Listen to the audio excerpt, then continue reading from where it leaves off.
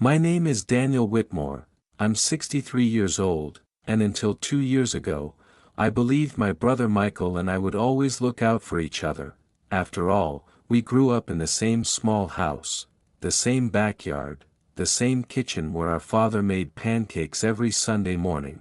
Back then, life felt simple, but as I learned later in life, people can share the same childhood and grow into completely different adults. Our father, Richard Whitmore, was a quiet man. He didn't talk much about emotions, but he showed his love in other ways. He worked hard, long hours, sometimes 7 days a week. Everything he did was for one reason: to make sure his children had something better than he did. The house he built for our family was his pride. It sat on the edge of a small lake outside town. Nothing fancy, just 2 floors, a wooden porch, and a dock where we used to fish when we were kids. But to my father, that house meant stability, it meant family, and before he died, he told me something I never forgot. "Daniel," he said, "one day this house will be yours. Take care of it." At the time, I didn't realize how complicated those words would become. My brother Michael was 2 years younger than me. Growing up, he was always the charming one. The kind of person who could talk his way out of trouble. Teachers liked him, neighbors trusted him, but even when we were young, there was something about Michael that made my father cautious. He hated responsibility. Michael preferred shortcuts, quick money, easy solutions. By the time we were both in our 30s, our lives looked very different. I had built a steady career and stayed close to home. Michael moved from city to city chasing business opportunities that rarely lasted more than a few years. Sometimes he disappeared for months.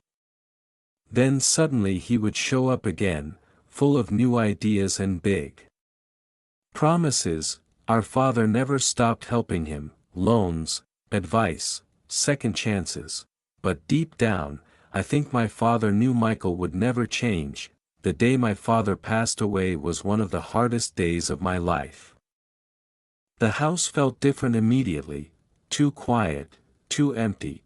For the first time in decades, there was no sound of his footsteps early in the morning, no coffee brewing in the kitchen, just silence. Michael arrived the day before the funeral. I hadn't seen him in almost a year. He walked through the house slowly, looking around like he was studying it. At first I thought he was just remembering old times. Now I realize he was calculating something else entirely. After the funeral, Michael stayed for a few days. We sat on the porch one evening watching the lake as the sun went down. For a moment, it felt like we were kids again. Then he said something strange: "You ever think about selling this place?"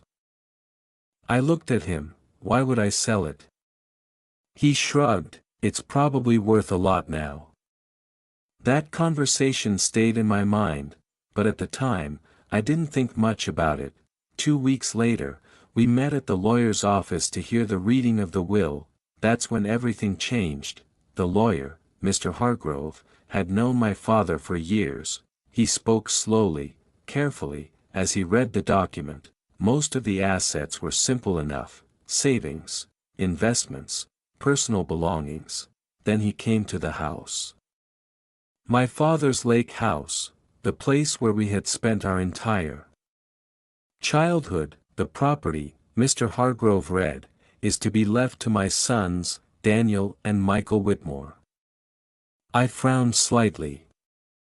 That wasn't what my father had told me, but before I could say anything, Michael leaned back in his chair and smiled. "Looks like we're co-owners." Something about the way he said it made me uncomfortable, because that smile didn't look surprised, it looked planned.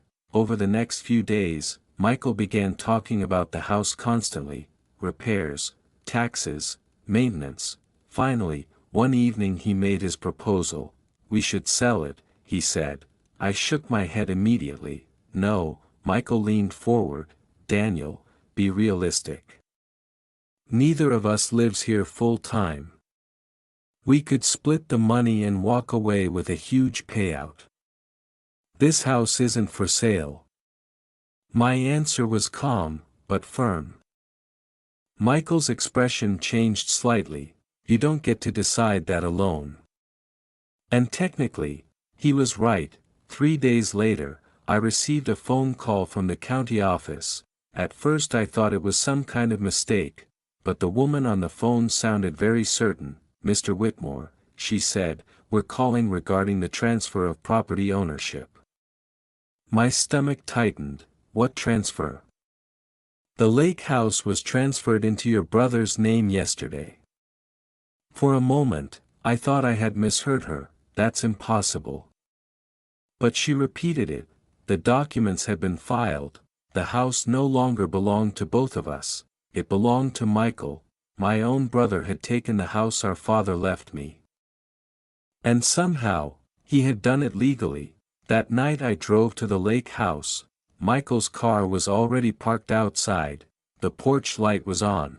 When I walked inside, he was sitting at the kitchen table drinking coffee, just like our father used to. He looked up and smiled. "I was wondering when you'd find out." My hands were shaking slightly. "How did you do it?" Michael slid a folder across the table. Inside were documents with my signature.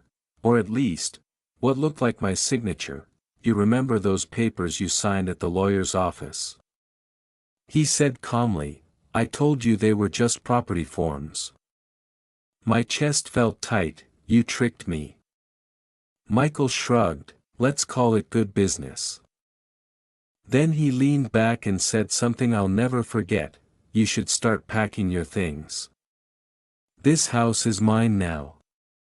But what Michael didn't know was that my father had left behind one more surprise, and it would change everything. For a long moment, neither of us spoke. Michael sat comfortably in my father's chair, sipping coffee like nothing had happened, like he hadn't just stolen the house our father spent 40 years building. "You forged my signature," I finally said. Michael shook his head slowly. "No, Daniel. You signed the papers yourself." I stared at the documents again. The signature did look like mine, because it was mine, and that realization hit me like a punch to the stomach.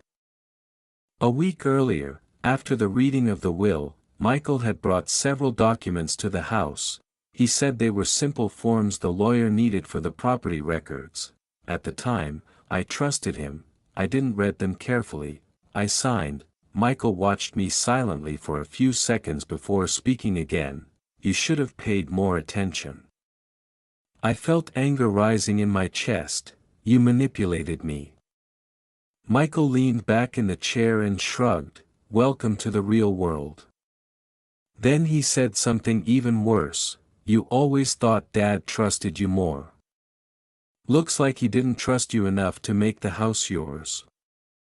That sentence hurt more than anything else, because my father had told me directly that the house would be mine one day. And now it felt like those words meant nothing, or worse, like my father had changed his mind before he died. Michael stood up and walked toward the door. "You've got a week to move your things," he said. Then he paused. "Or I can call a lawyer."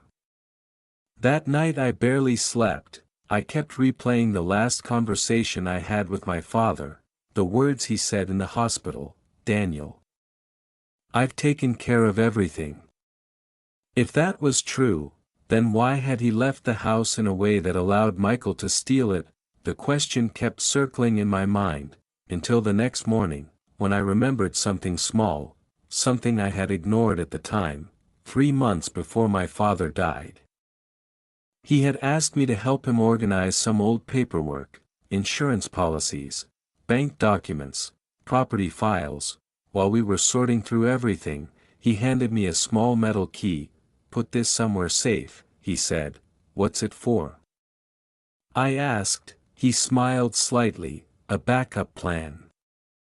At the time, I assumed it was for a safe or storage locker, but suddenly, that memory felt important. Very important. The key was still in my desk drawer, exactly where I had left it. For several minutes I just stared at it, trying to remember if my father had ever mentioned where it belonged. Then something clicked. A few years earlier, my father had rented a small safety deposit box at the local bank. He said it was just for important documents, but I had never seen what he kept inside. An hour later, I was standing at the bank counter. The clerk looked at the key and checked the records. "Yes," she said. "This belongs to box number 214. The account holder was Richard Whitmore. My heart started beating faster. "Can I open it?" She nodded. "As his son, you're authorized." The box was smaller than I expected. Inside were only 3 items: a sealed envelope, a USB drive, and a folded document. I opened the envelope first. Inside was a letter written in my father's handwriting. My hands were shaking slightly as I read it. "Daniel, if you're reading this, it means Michael has probably done something foolish. I love both of my sons, but I know your brother well. That's why I made sure the lake house would always belong to the person who truly cared for it. Look at the second document carefully, Dad." I immediately unfolded the paper. It was a legal document, and the moment I read the title, I started laughing. The document was a life estate agreement. According to it, the house could legally be transferred into Michael's name, but only temporarily, because the true ownership of the property was held in a trust that my father had created 5 years earlier, and the sole beneficiary of that trust was me. In other words, Michael could live in the house, but he didn't actually own it. The moment the trust was activated, the property would automatically return to the beneficiary, Daniel Whitmore. 3 days later, I returned to the lake house. Michael was sitting on the porch this time, looking satisfied. "How's the packing going?" he asked. Instead of answering, I handed him a folder. Inside were copies of the trust documents. Michael opened them slowly. At first he looked confused, then his face went pale. "What is this?"